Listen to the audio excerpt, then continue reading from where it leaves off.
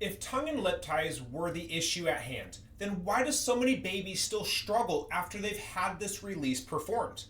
And why do adults with no visible ties still have airway issues, jaw pain, poor posture, or chronic tension in their bodies? And here's another truth that nobody's telling you is that when your baby with a tongue tie also struggles with reflux, colic, constipation, or they can't sleep laying flat, the tie isn't the whole problem. It's a sign that your baby's nervous system is stuck in stress mode and it struggles with nervous system dysregulation. It's a problem with at least one level deeper than just the tongue or the lip tie themselves. Research nowadays is showing that 10% of children have a tongue or a lip tie. It's astronomical that the number is still climbing. But the babies who also have digestive issues, sleep disturbances, or can't calm down, it's not four separate problems.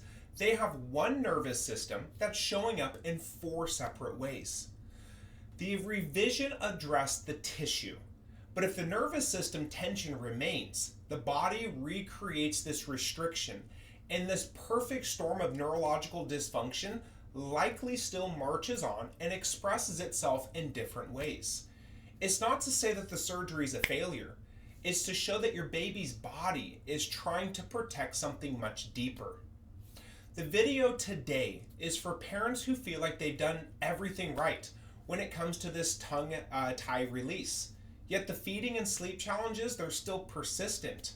Maybe you're watching this as you have a toddler or a young child who had their ties surgically removed or revised years ago, but still struggle today with sensory challenges, speech delays, motor tone and coordination issues, or even developmental challenges. This video is for you.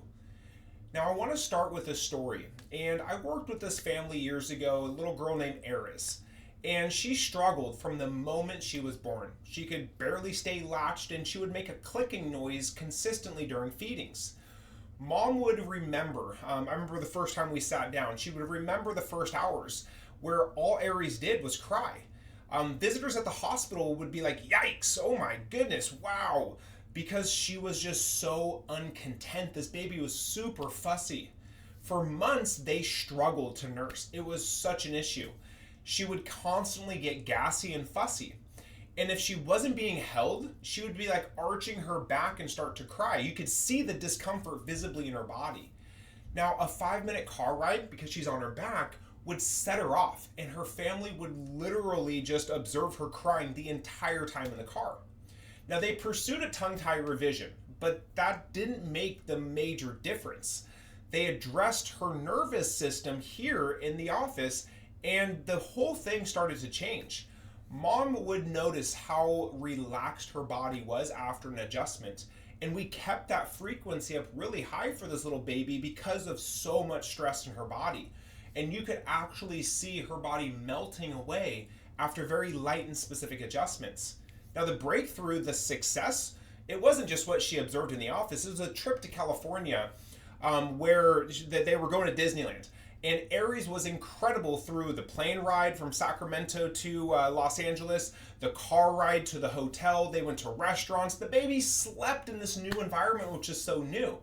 And today, this little girl, she's full of loving life. She has no struggles with eating, talking, or digesting. And that success is so commonly seen in my practice.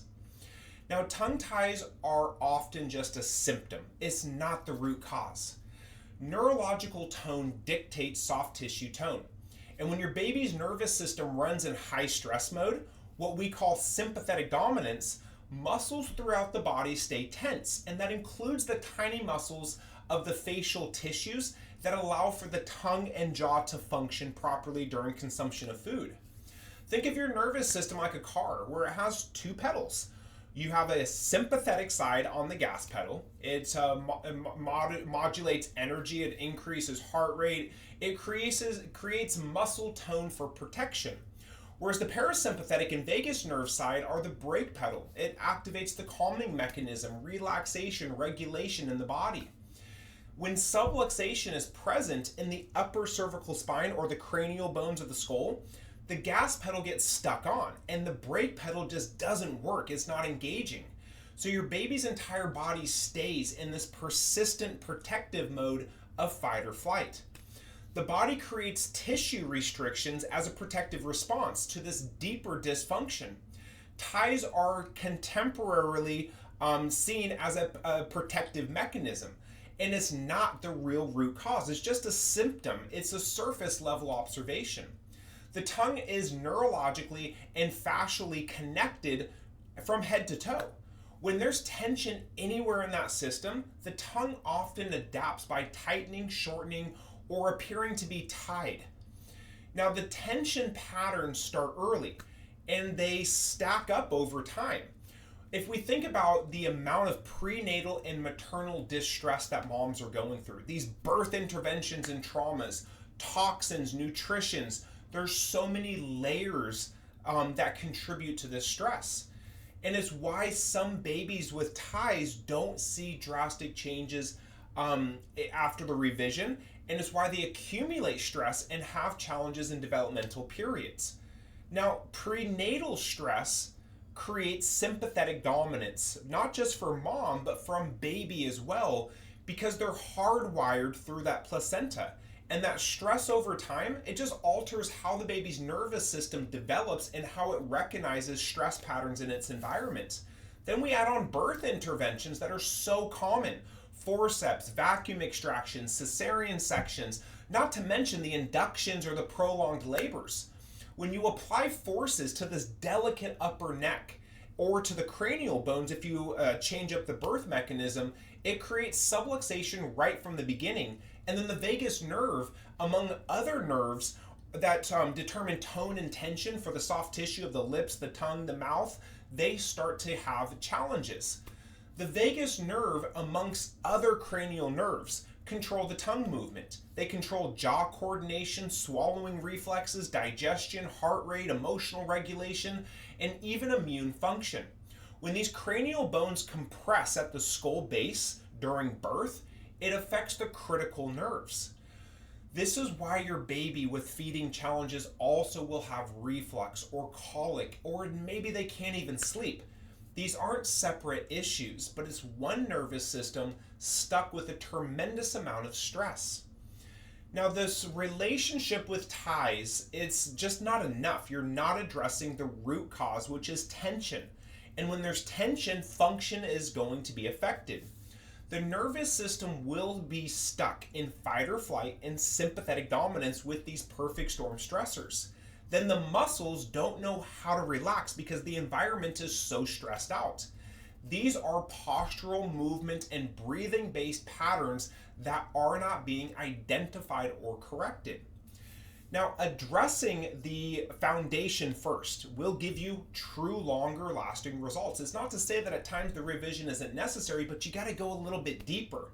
If we're able to activate the vagus nerve and stimulate that parasympathetic side of the nervous system, you will get rest, relaxation, and regulation. And your baby's symptoms are generally showing that they can't relax, they can't rest, and they can't regulate. You have to look at the proper alignment of structure and balance. If you don't restore the subluxation pattern in the skull or up the upper neck, this dysregulation comes right back and it starts to create new expressions over the course of time. The nervous system must feel safe, or the body will retighten based off its environment internally. And that's why tension oftentimes comes back even after a release is deemed successful. Now, there are side effects of getting adjusted I want you to know about, and these are some pretty concerning ones. You're going to see sleep improving. You're going to see digestion improving. Oh, they don't get congested anymore. Oh, and your baby's happier, more regulated, more connected. Oh, and these are all signs that the nervous system is shifting into a balanced and regulated state. So when you come in for a tongue challenge or a latching issue, all of those amazing benefits are side effects of the adjustments. Now, sometimes this journey, in order to get here, isn't as straightforward as you would hope. However, now with this information, you can start to further identify where the stress and patterns are actually held inside. Neurologically focused chiropractic care works to release and clear out the underlying nervous system tension. And everything we can do to relax that helps it to shift into an improved state. They start to feed better, sleep better, they're more comfortable, their tone relaxed, their digestion improves, and they're able to thrive. So if you're ready to identify and address the foundation, instead of just chasing these symptoms or going back for another revision, I want you to comment ties down below. And you're going to get additional resources. Get a link scheduled for our office here at Maximize Chiropractic in West Sacramento. Your little one and your entire family deserve to identify this root cause, to get a solution that's not just symptom chasing, and let's get their foundation built strong. You will see results that are long lasting, and you're going to see a baby who's just happy and content with living a lovely life.